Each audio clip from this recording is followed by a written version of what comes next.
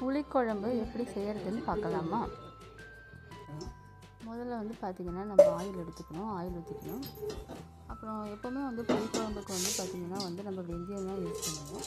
So வெந்தயம் போட்டாச்சு. அடுத்தது கொஞ்சமாக வந்து பெருங்காயம் ஆட் பண்ணிக்கோங்க.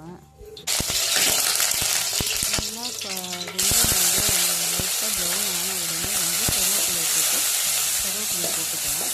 அடுத்து நம்ம ரெடியாக நறுக்கி வச்சுருக்கிற வெங்காயத்தை போட்டு நல்லா வதக்கணும். அது கொஞ்சம் ப்ரௌனாக வதக்க வந்து பார்த்திங்கன்னா பூண்டு ஆட் பண்ணிக்கோங்க. பூண்டு போட்டோம்னா வந்து இந்த சீக்கிரம் வந்து நல்லாயிருக்கும்.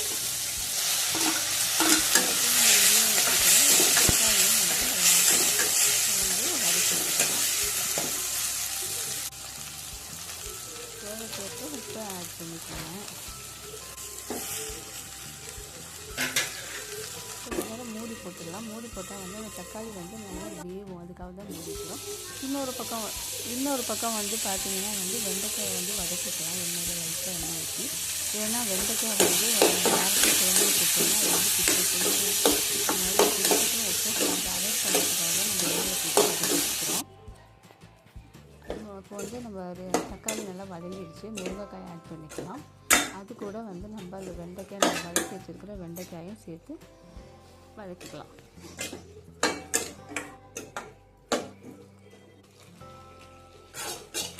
வெண்டைக்காயும் சேர்த்தாச்சு. வெண்டைக்காயும் சேர்த்து கொஞ்சம் லைட்டாக கிளறி விட்டுட்டு அதாவது மஞ்சள் ஆட் பண்ணிக்கலாம். அப்புறம் குழம்புத்தூள் நம்ம அரைச்சி வச்சுருப்போம் இல்லையா, அந்த குழம்புத்தூள் ஆட் பண்ணி நல்லா கிளறி விடணும்.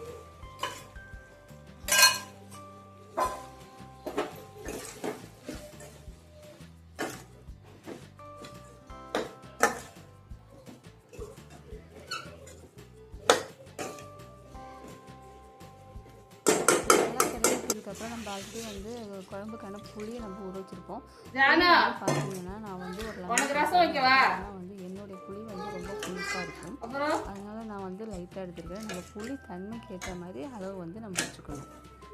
புளி தண்ணியை ஊற்றினதுக்கப்புறம் கிளறி விட்டு மூடிடலாம். மூடினோடனே நல்லா கொதிஞ்சு வந்துச்சு பாருங்க. நல்லா காயெல்லாம் நல்லா வெந்துட்டு இருக்குது. இன்னும் கொஞ்சம் நேரம் மூடி வச்சுட்டு இறக்கிடலாம். பாருங்கள், நல்லா வெந்துடுச்சு. நல்லா கொஞ்சமாக குழம்பு நல்லா லைட்டாக சுண்டியும் வந்துடுச்சு. இப்போ குழம்பு நல்லா வெந்திருக்குது.